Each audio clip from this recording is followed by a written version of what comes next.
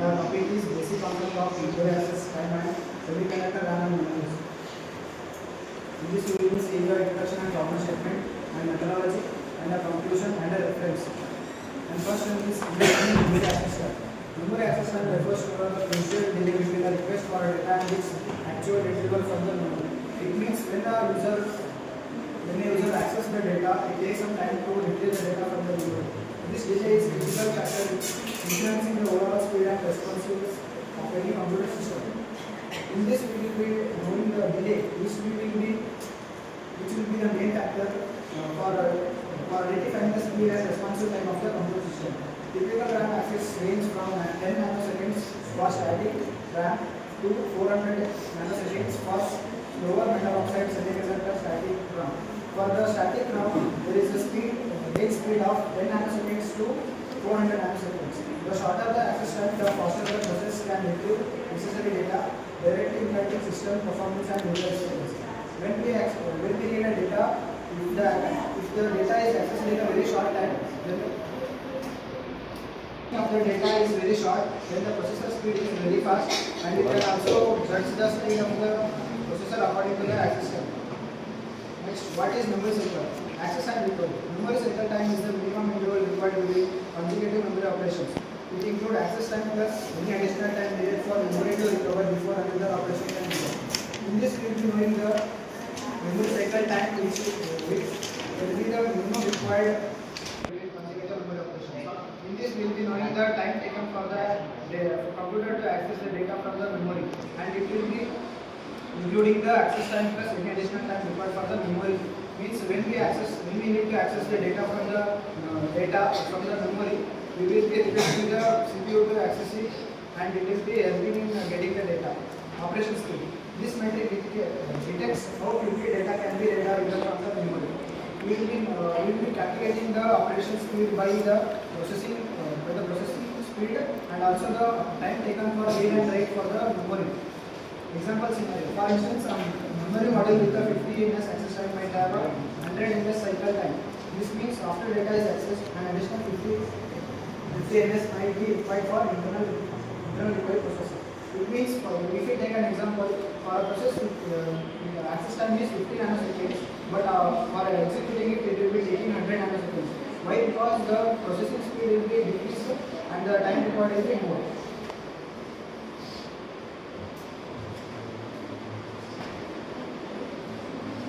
So I am going to explain the memory access types. There are two types, sequential and random. In sequential access, the time taken it takes to retrieve the data depends entirely on the physical location relative to the current position. Magnetic tapes drives are classic example, where the data must be read in a specific order. So the sequential access we use the magnetic tapes where the data is stored in the sequential order.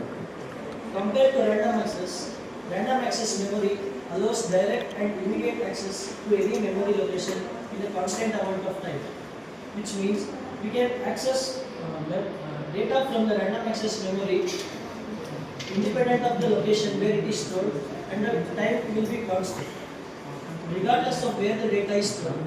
This makes it ideal for the dynamic operations where the data is needed instantly. So the RAM's ability to provide fast, direct access to any memory location is what makes the modern computer so efficient and responsive. Semiconductor RAM. So we all know the semiconductor is the backbone of the modern technology. Semiconductor RAM is the foundation of most modern digital devices. It's a type of a volatile memory, which means it can use the stored data at the moment where power is removed.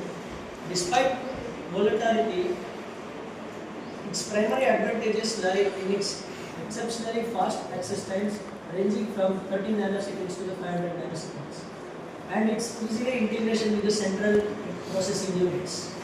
This technology pervasive the found in personal computers, servers, smartphones, and various embedded systems, acting as a primary working memory for these devices. So the semiconductor RAMs are used primarily in the PCs, servers, smartphones, as it provides the fast access to the data stored in it. Its speed is crucial multitasking and running complex applications smoothly.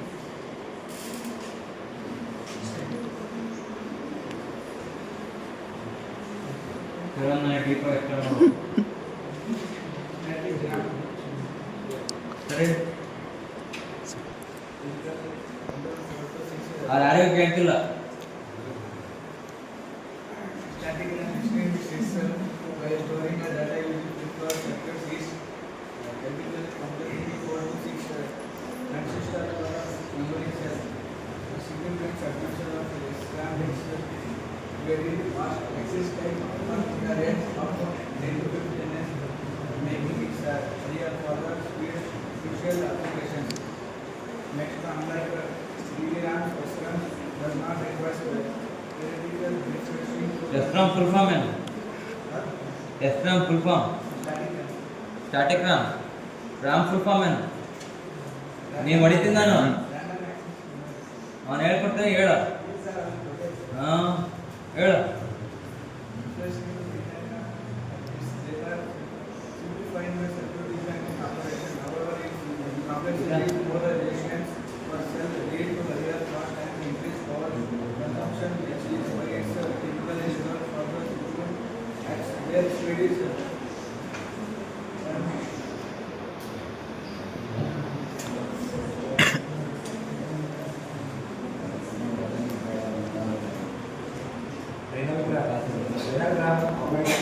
Storing data as an electrical charge in a tiny capacitors.